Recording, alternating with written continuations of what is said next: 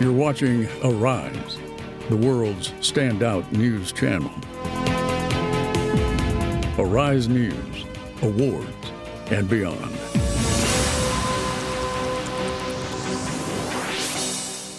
How do you harness your own creativity, which could be in idea generation, as we said, brainstorming, testing, launching new products? What is your own process?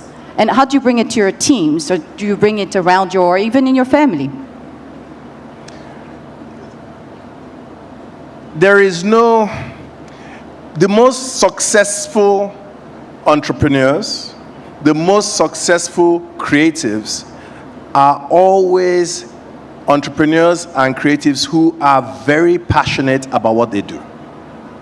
If there is no soul, if there is no almost messianic desire to communicate your idea or communicate your service to somebody else or a community, driven by the fact that this thing that I do changes the lives of others, it's very difficult to make it a success.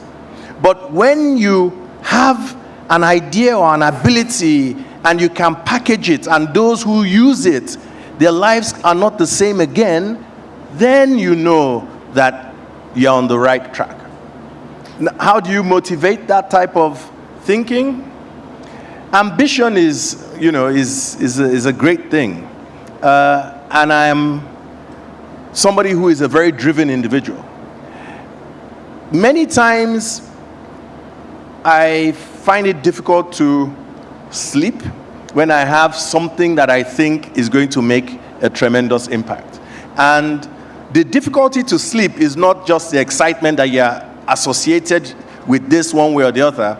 The difficulty to sleep is the fact that if I have something that's great and I fail to be in my ability to get people to agree with me that's great, then I have a problem. And so I agonize at night as to how do I make this thing happen. And there are some things in my this week there is one thing in particular that started somewhere.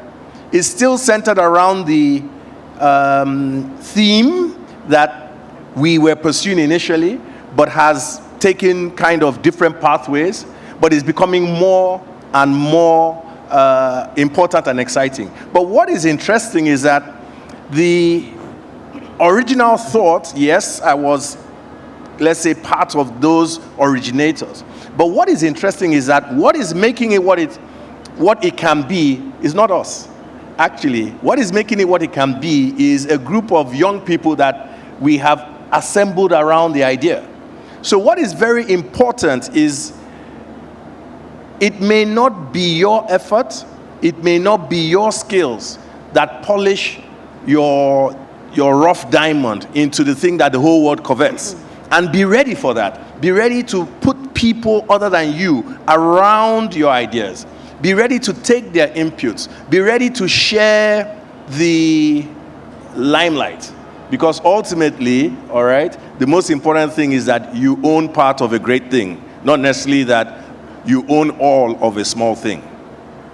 Very important. We know this is a challenge for a lot of creatives. So in what you said, I heard knowing how to communicate an idea, so communication skills are very important.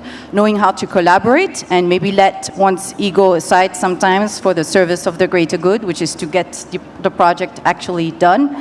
And also knowing what are, I would say, your impact, your KPIs, and really what it is that your product or project is doing. So these are key principles that creatives should do well to know. So thank you for this. But do you know the most important principle? Hard work. Hard work, yes. I want to hear you on this, because there is I would say, misconception, preconception among certain people that talent is innate. You have it or you don't have, and that it's the main ingredient in a creative career. Do you agree with that? Because you just said hard work. You didn't say talent or creativity. Well, talent makes, let's say, natural talent and affinity and aptitude for something makes you get at it easier or faster. But that doesn't mean you're going to be the best at it. So if you let's take sports, okay? I have listened to so many talented, almost genius type sports men and women tell you the story of that person, that man or that young man or woman who was better than them, who was significantly better than them, more talented, etc. If you think through the draft process of many sports, you know, there are several people that we look at and we say, wow, what an athlete. And yet, you know, when they were teens, their talent did not show in that way. The difference is hard work.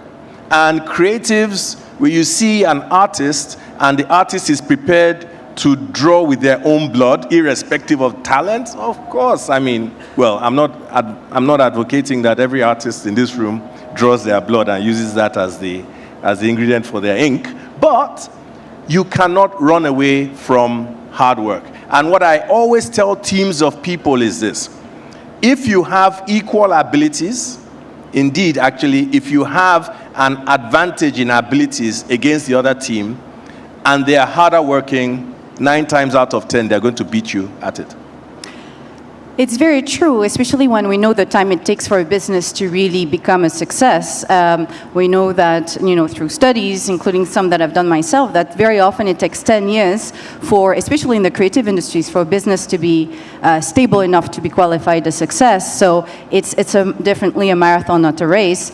So we talk about hard work, talent. What about business acumen and business skill? Is it something that you have or you don't have? Is it something that you can learn?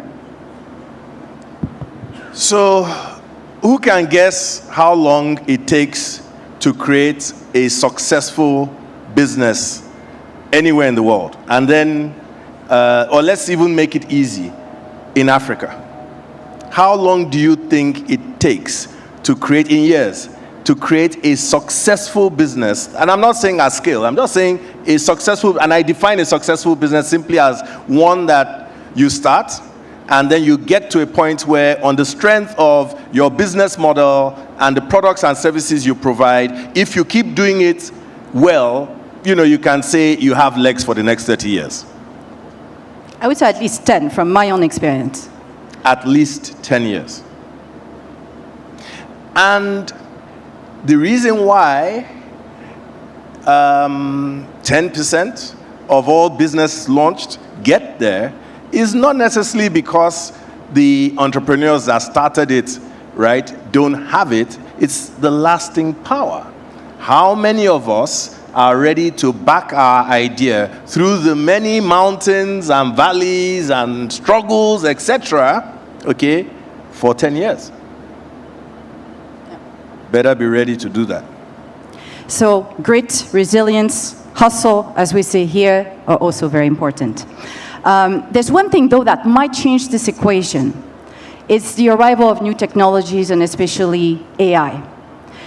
Nobody knows exactly what that's going to change, but it's changing already. We talked about that a lot this week. It's changing the creative space, it's changing the business space, it's changing the policy space, it's changing relationships, everything. From your point of view, how is AI going to impact creativity, business, creative businesses? Should we be worried? Should we be excited? Both? So, this is my concept of how wealth is created. And I mean wealth at the individual level, wealth at the community level, wealth of the nation. There are 3 things that provide the source of wealth. All 3 must always be present, and the ability of the individual or the collective to curate these 3 things determine ultimately the type of wealth platform that, you know, they will end up with. They are knowledge, finance, and culture. And by finance, I'm not just talking about money, okay? In finance, I'll add to that assets, hard assets, resources, natural resources, and so on, okay?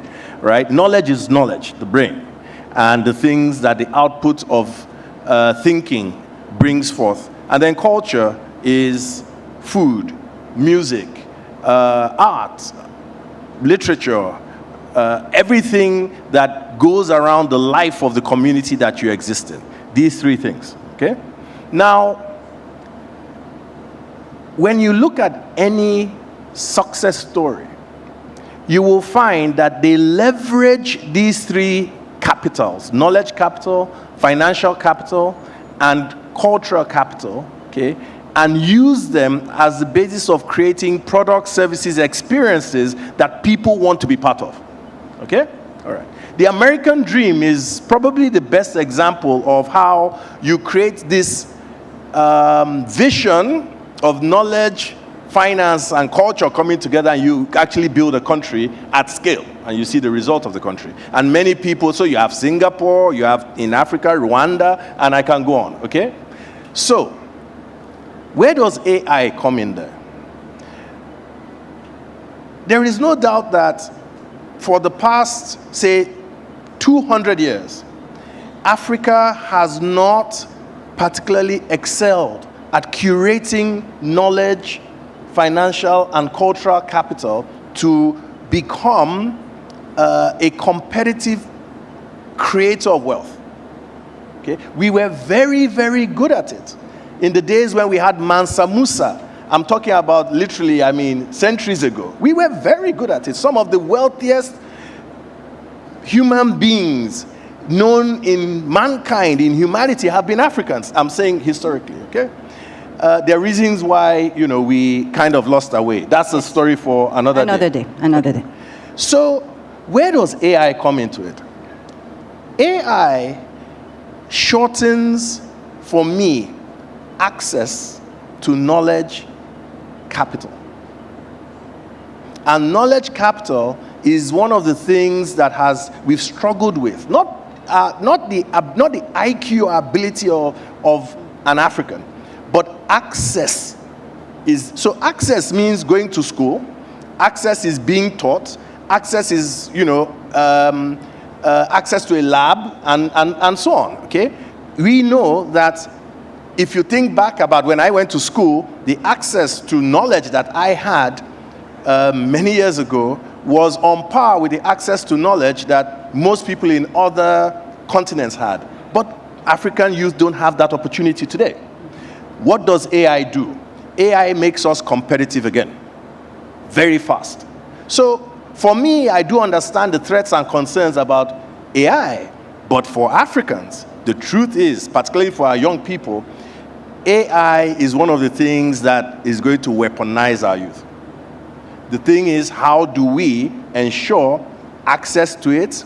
How do we ensure that the knowledge capital that they create or that is created is not necessarily one where our youth become exploited? So if you think, for instance, about artificial intelligence and the root of it, it is today's knowledge that is processed and processed and processed and made available to you, and in that process forms the basis of tomorrow's future. That's AI, okay? Now, if our culture is not rooted in the knowledge that is going to be available to the African youth, all right? Or even if it's rooted, it is rooted in a way that is easily appropriated by people who are not Africans, then we have a problem. And for instance, we may have a situation where you're out there dancing to Afrobeats, you're out there dancing to the latest song, and the artist and the origin is not African. That we don't want. I'm sure there's somebody somewhere already doing this as we speak. But so let me ask you something else. So yes, it can accelerate, it can shorten the skills gap, accelerate knowledge. But there's a worry, because one of the reasons why the creative industries is so popular at the moment, especially among investors who suddenly have woken up to its potential, is because of its potential to create a large number of jobs, especially among women and youth. And one of the promise of AI, obviously, is that we'll need less people to do things. So I'm thinking specifically of animation, gaming, these form of arts that used to take hundreds of people and are now seeing their whole workflow and business model challenged and disrupted with AI tools.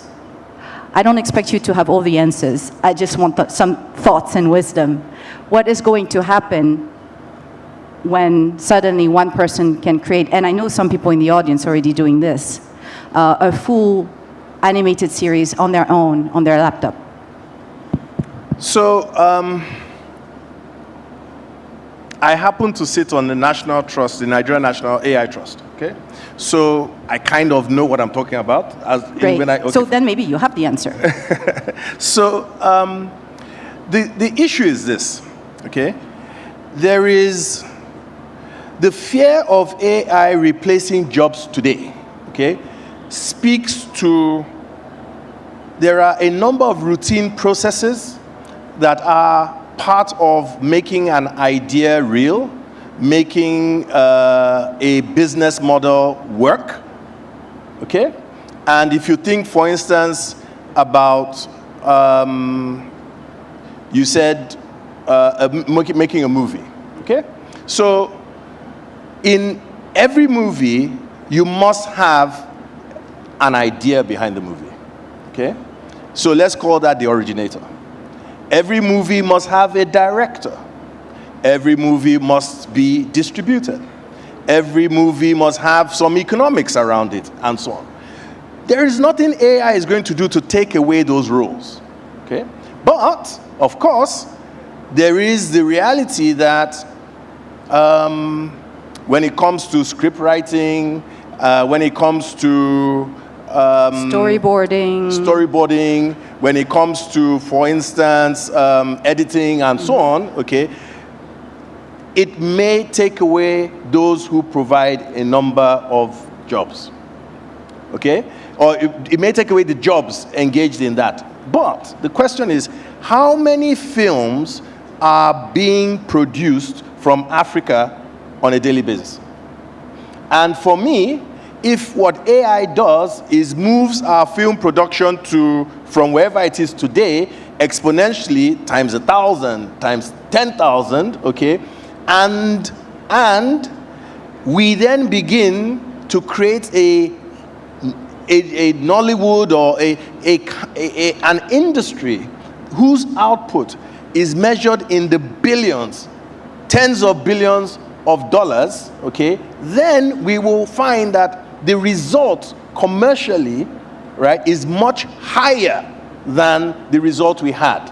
And then we will find that we are creating much more powerful economic sectors that have the ability to lift out of poverty. So currently, our problem in Africa is that if you look at our value chains, if you look at our economic sectors, the sum total of economic output is not enough to lift hundreds of millions of people out of poverty one way or the other, okay? The boat must be big enough to carry the passengers in it. I think what AI is going to do for Africa is going to allow us build huge boats. We will sort out what jobs will take place within those boats. That's a great point, and I would say also I hear in what you're saying that now African creatives will have to compete on ideas and intellectual property and originality and culture, one of the pillars you mentioned earlier, rather than on service jobs, right? So it changes the balance of power as well. We have little time left, so I want to make sure before we end to ask you one final question. So we hear from you that you are extremely engaged in all these topics in so many ways. We don't have time right now to talk about what Access Bank has been doing for the creative sector. It's been really instrumental, supporting also the arts through Artex and many other initiatives, so many things. But, you know, besides the money, because, okay, you're a financier, you're a banker, you have money. The wealth of knowledge that you have in business, I would say is more crucial for the creative sector, is this kind of asset that we are lacking in the creative industry. How can we do to accelerate collaboration between experienced business people and financiers, such as yourself and many others, and creatives? How can we cross-pollinate more so that the creatives learn more from your business mind or the one of your peers, and of course you enjoy working with creatives because they're fun? So the reason why I am so proud of this event, so proud to be associated with this event, either as chair of the French Nigeria Business Council or chair of Access Holdings that is playing its own role as a sponsor in a sense, and of course a provider of content for this program is this. To harness Africa's creative sector potential, we need to put structure behind it.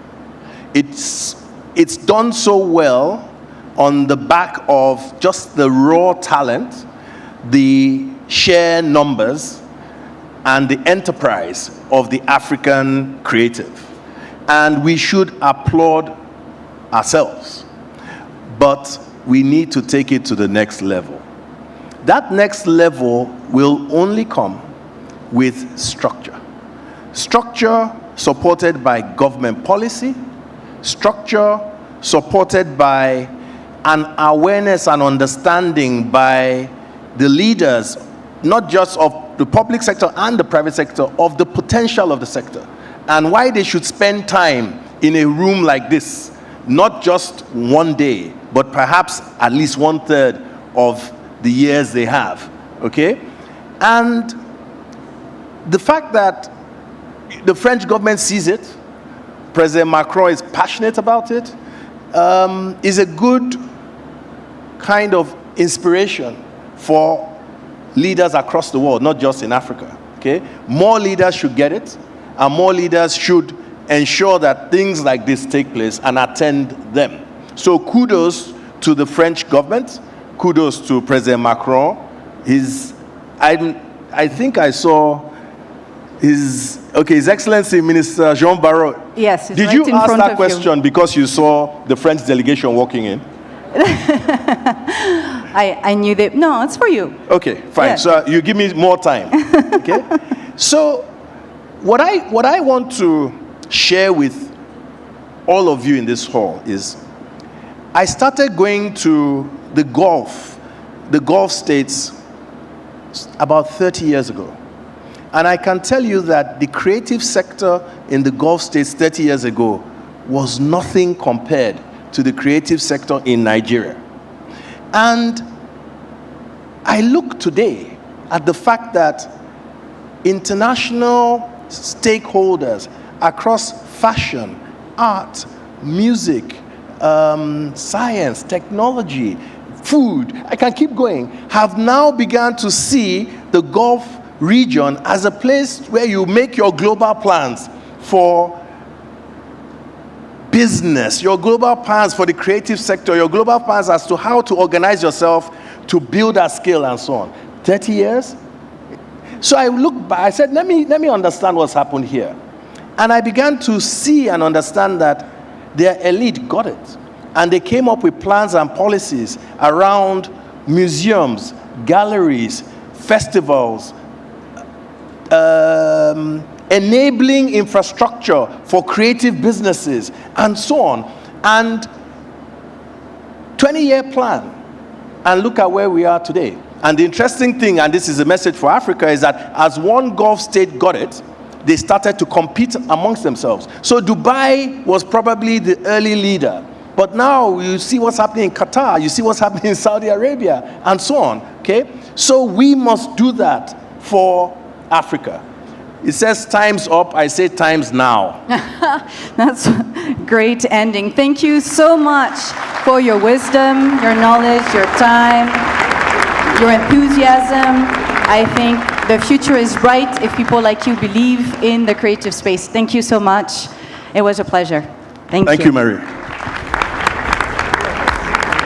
And we're both wearing blue. We didn't plan it. Yes, I was going to. So this is a Nigerian brand, Orire. So yes, this is what Nigeria can do. This is a Nigerian brand, Aigboje.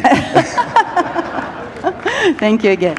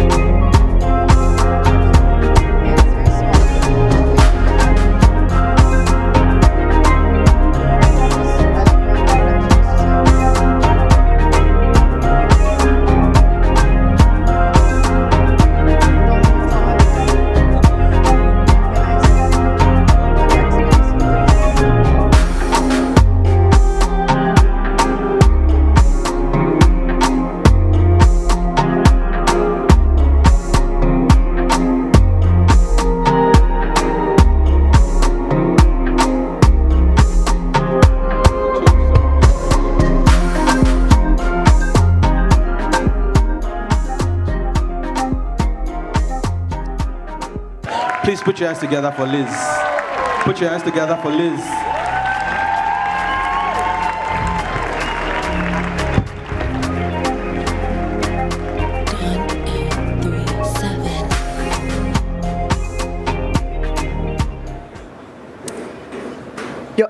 Your Excellency, Mrs. Anatu Musawa, Minister of Art, Culture, Tourism, and Creative Economy for the Federal Republic of Nigeria.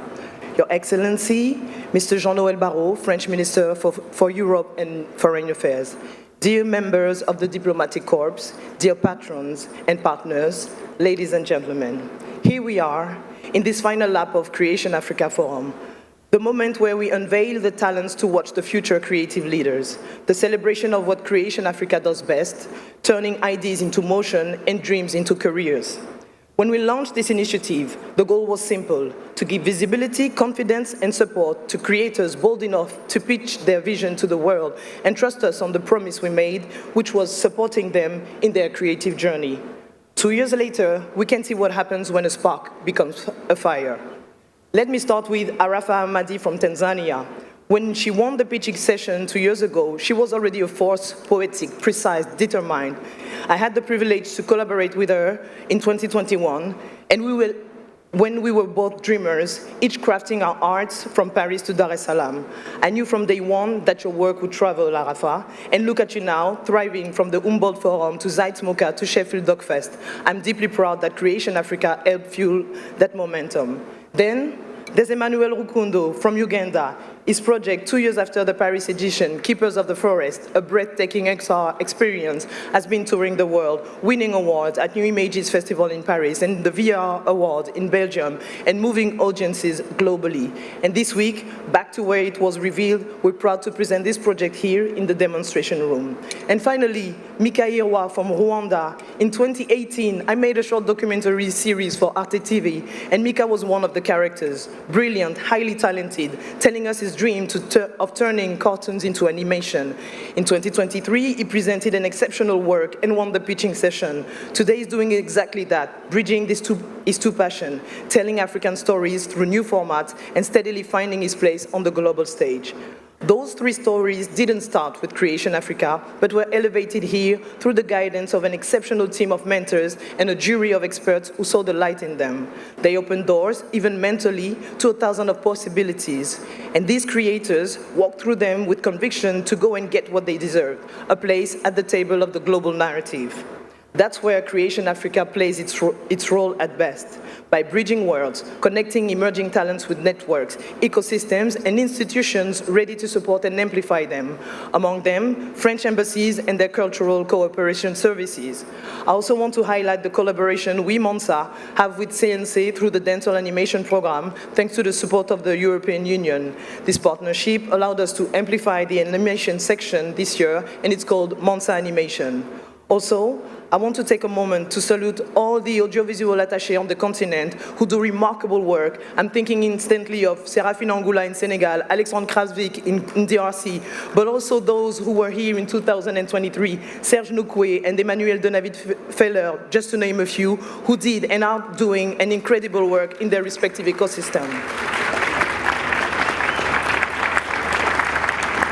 Thank you for them. And so, to all our pitchers today, remember this. What you presented here doesn't end tonight. It actually starts now with your determination, your strength, and your voice to shift the cultural order. You've already made us believe. Now, with this award, go and make the world believe it too. Congratulations to you all. Thank you. Thank you, Liz, for your vision and your dedication. And now, ladies and gentlemen, we are going to welcome on stage Monsieur le ministre de l'Europe et des Affaires étrangères de la France, Jean-Noël Barrot.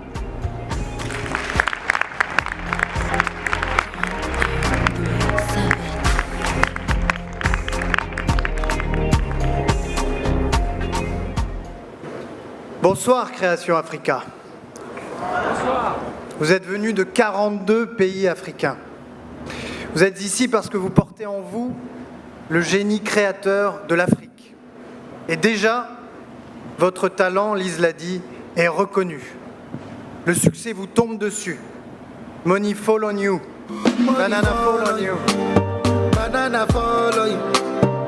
Prada fall on you. 'Cause I'm in love with you.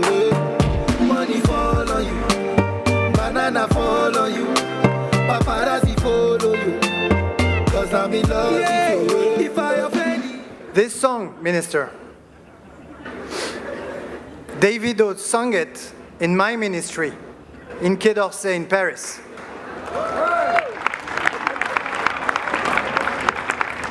Has Davido ever sung in your ministry, Minister?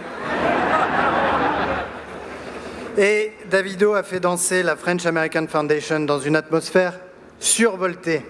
Cette chanson parle de succès, de reconnaissance et de lumière.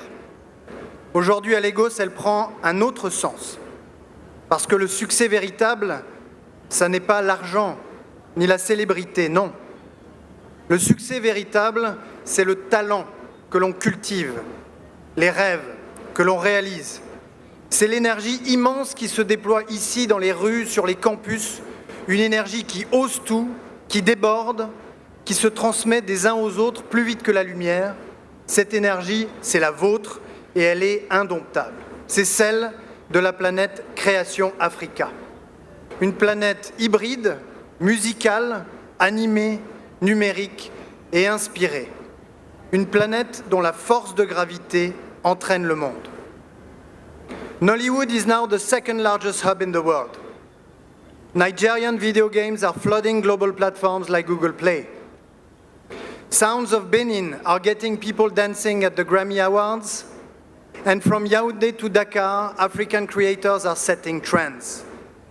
From Johannesburg to Nairobi, they are becoming benchmarks, reinventing sound, image, style, and rhythm.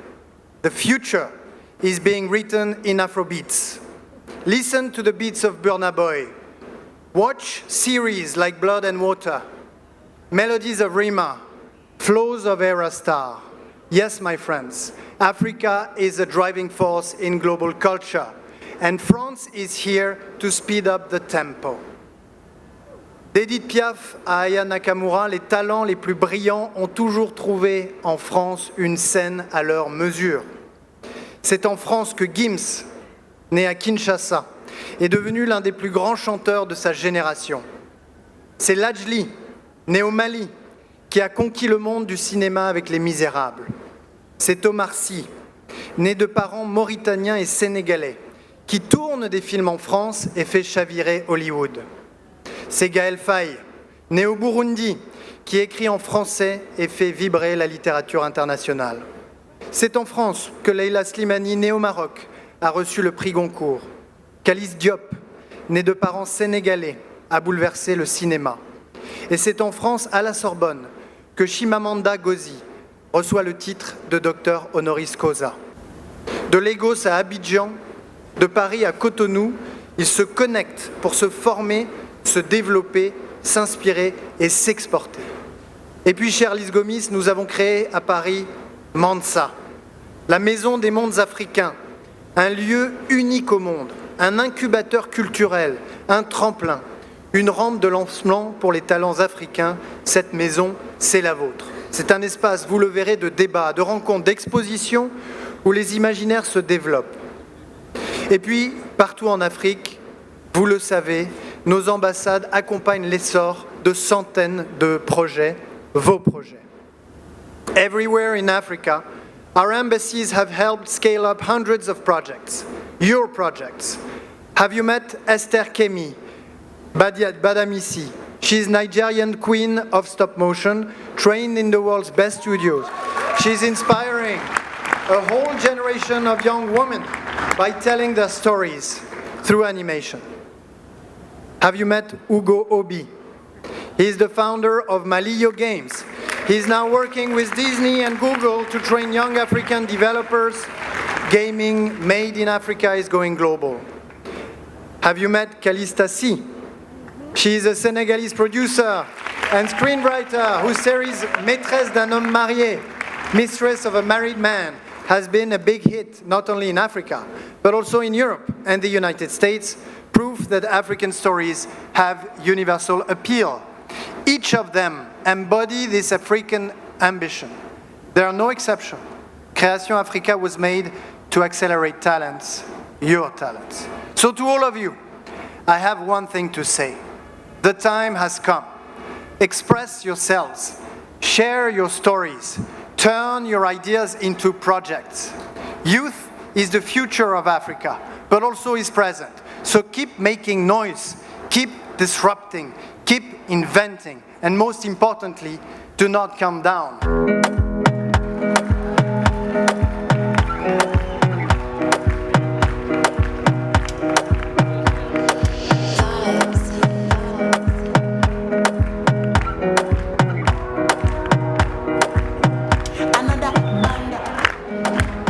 So, do not calm down.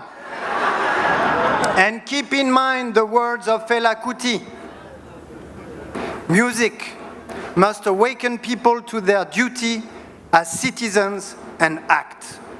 Yes, we need a new generation of citizens ready to act, to take responsibility, to stand up for freedom, for democracy, for the planet, for justice, for prosperity for all.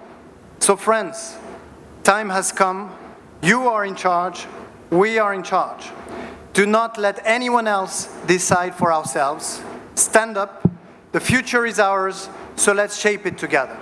Oui, nous avons besoin d'une nouvelle génération de citoyens prêts à agir, à prendre leurs responsabilités, à se lever pour la liberté, pour la démocratie, pour la planète, la justice et la prospérité partagée. Alors mes amis, l'heure est venue. À vous de jouer, à nous de jouer. Ne laissons personne décider de notre avenir à notre place. Alors levez-vous, l'avenir nous appartient, écrivons-le ensemble. Merci à toutes et tous et viva Création Africa.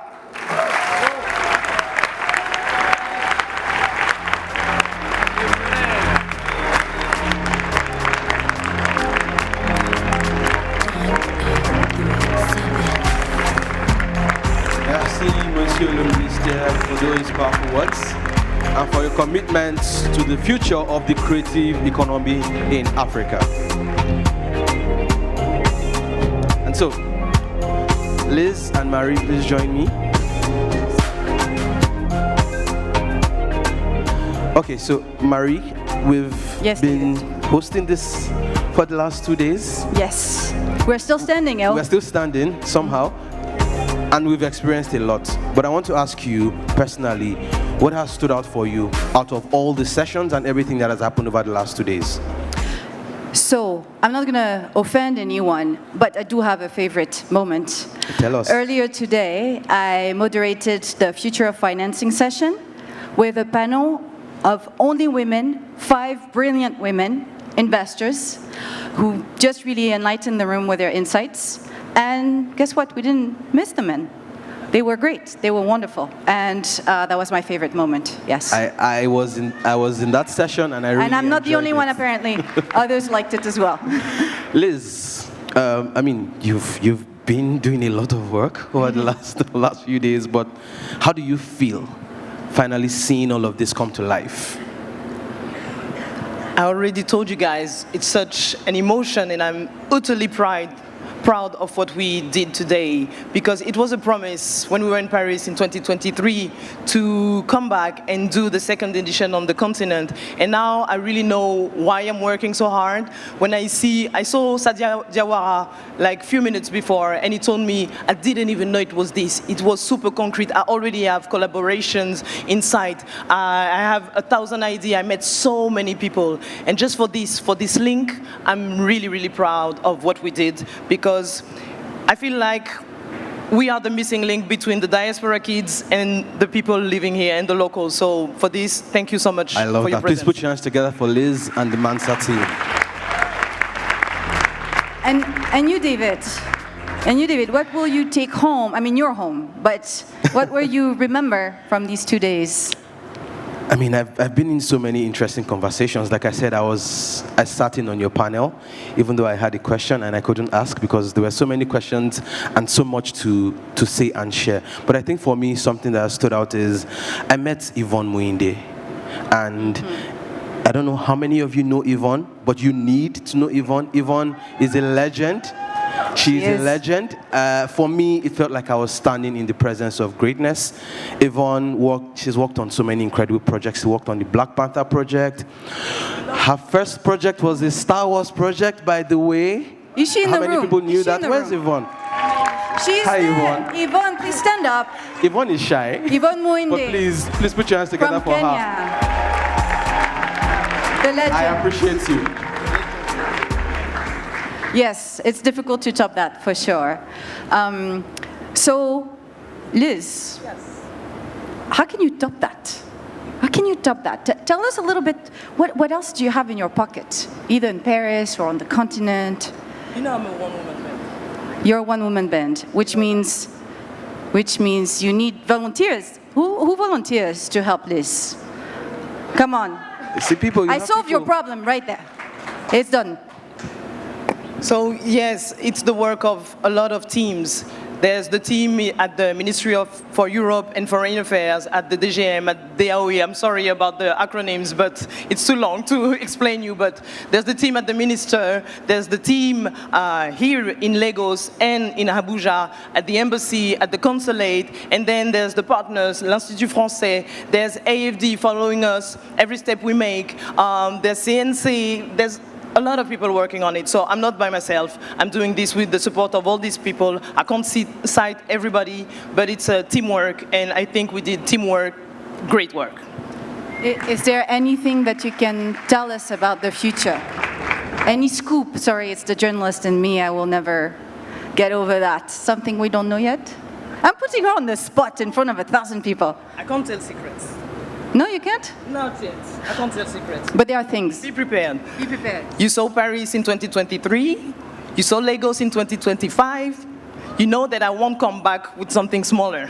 We're going bigger, I love that. greater, because now we are a force, we are an army, so let's do it together. I'm counting on you because you are the one supporting me to do this. So I'm not saying anything, but I'm telling you, I'm not done with you guys. Awesome. Thank you. It's exciting. All right, so I think now we are ready to bring the mentors, and I think I'll give you the mic for this. So feel free to bring, that's another team, right? Yeah. Among the many people who have contributed. So I want to introduce on stage the mentors, the one who took care of our pictures. So for digital fashion, Baboa, please join us. For TV series, Najim, please. For Webtoon, Kim, thank you. For VR and AR, Judith Okonkwo. Take your time, Judith. And then for animation, Sarah Malia and Mehdi Wahab.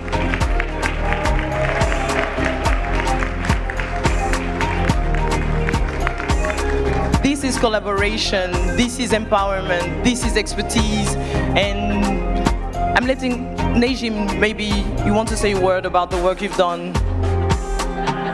Thank you. This has been an amazing experience. Bonsoir à tout le monde. Good evening, good afternoon to everyone. This was an amazing experience. We might have been mentors, but I think that we were also mentees because we learned a lot from everyone that was here. And we hope that the next edition, wherever that may be, that we are also here. We would like to thank everyone for all the support and all the help, all of the team, the Mansa team. You all were amazing. So thank you very much. Merci beaucoup et bonne soirée. Again, thank you guys for the amazing work you did. Thank you to our mentors for sharing wisdom, experience, and encouragement with the talented creators. And now, it's time to announce the winners of the pitch competition at this award ceremony. Please put your hands together. Put your hands together. As a reminder, this is all possible. The awards are possible thanks to the support of Chief Mike Adenuga. All right, so on to the next. I think you're giving out the first one. All right, so I think. Let's proceed. Our first award of the evening is in the video game category. Please put your hands together as I announce the winner. Join me on stage, Tade Ajiboye with Go North from Nigeria. Congratulations. Please put your hands together for him.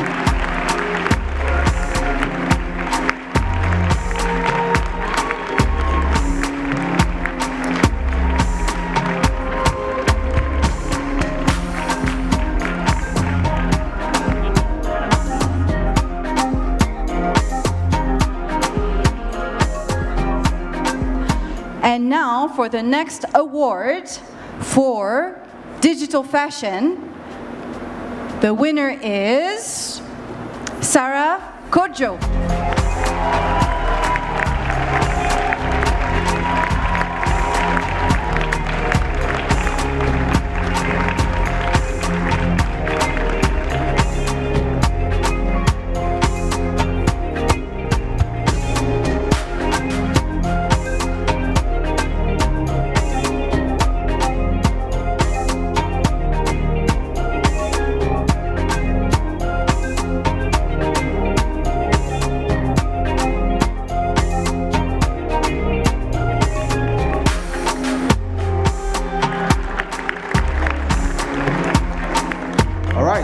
Next, for the TV series category, the award goes to Junior Asani with Ngaki Power from the Democratic Republic of Congo.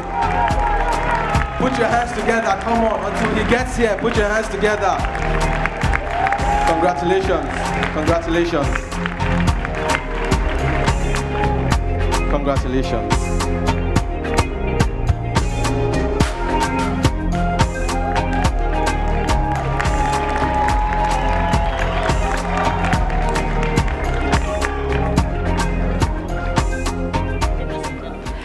And the next category is the Webtoon category, and we're calling to the stage the winner, Salim Busuru.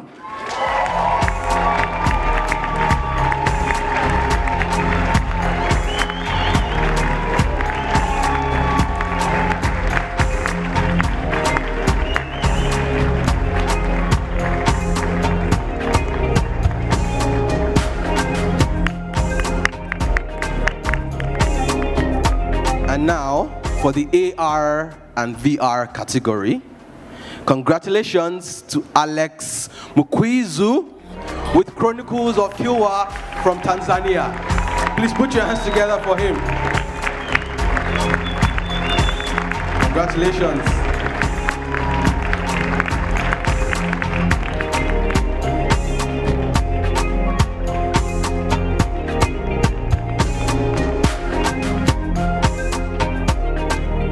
And finally, the last category, animation. The winner is Shofela Coker.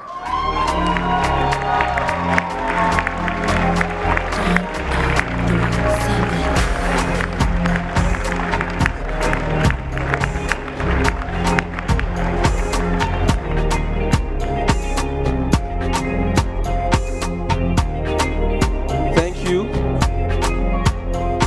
Congratulations. No, before you go, please, I would love to invite the ministers, honorable ministers, to the stage to take a picture with our winners. And the mentors. I would also love the mentors to come to the stage and celebrate with your winners. Please put your hands together.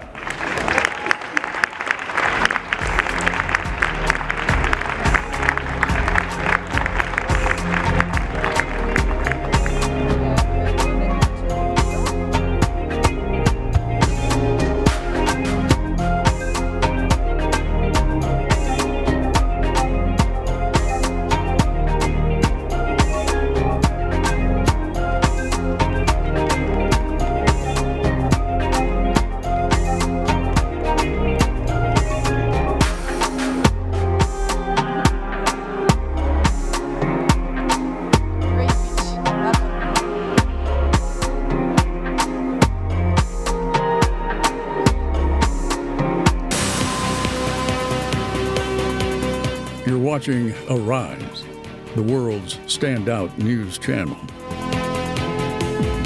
Arise News, awards, and beyond.